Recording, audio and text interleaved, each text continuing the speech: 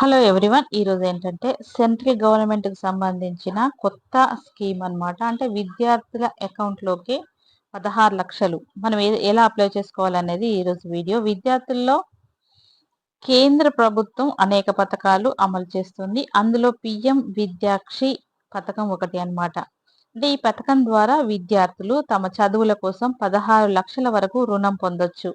దీనికోసం మనం ఎలా దరఖాస్తు చేసుకోవాలనే దాని గురించి తెలుసుకుందాం.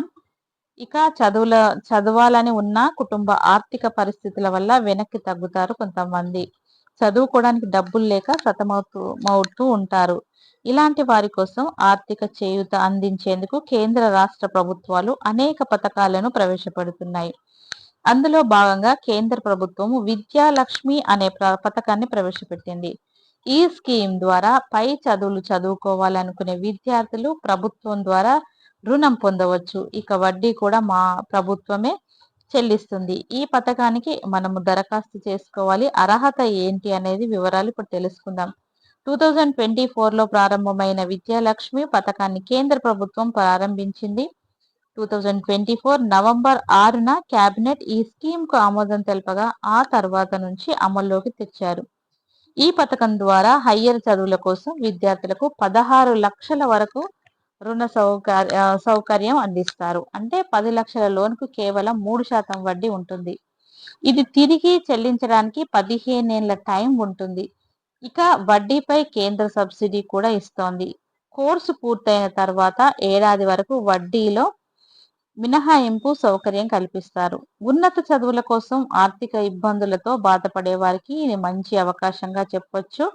ఇక దేశంలోని విద్యా సంస్థలో చదువుకునే విద్యార్థులు కుటుంబ ఆదాయం ఏడాదికి 8 లక్షల వరకు ఉంటే వడ్డీలో రాయితీ టాప్ అంటే 860 క్వాలిటీ హయ్యర్ ఇన్స్టిట్యూట్ లో సీటు సంపాదించి ఉండాలి.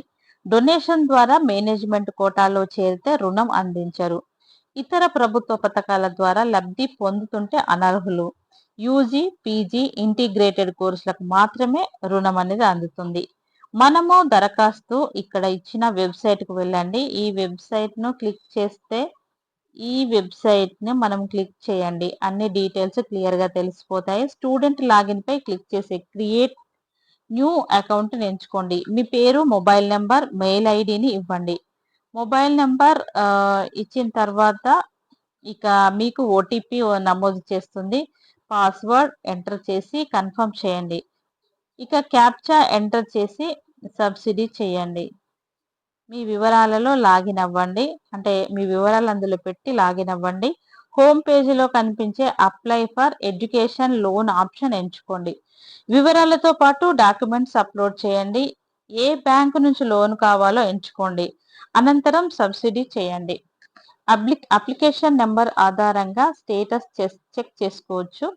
అవసరమైన డాక్యుమెంట్స్ అంటే ఏంటి అంటే Aadhaar, pan, residential certificate, institute of admit card, ఇక ఫీజు వివరాలు, ఇన్కమ్ సర్టిఫికేట్ ఉంటుందన్నమాట. ఇవి దీంతోని ఈ విద్యాలక్ష్మి అప్లికేషన్ పెట్టుకోవచ్చు. ఇప్పుడు నేను చెప్పిన డాక్యుమెంట్స్ బట్టి ఇది ఇంత చిన్న చిన్న వీడియోస్ నేను పెడుతున్నాను. వీడియోని ఎక్కడ స్కిప్ చేయకుండా చూడండి. ఈ విద్యాలక్ష్మికి అప్లికేషన్ మీరు పెట్టుకోండి.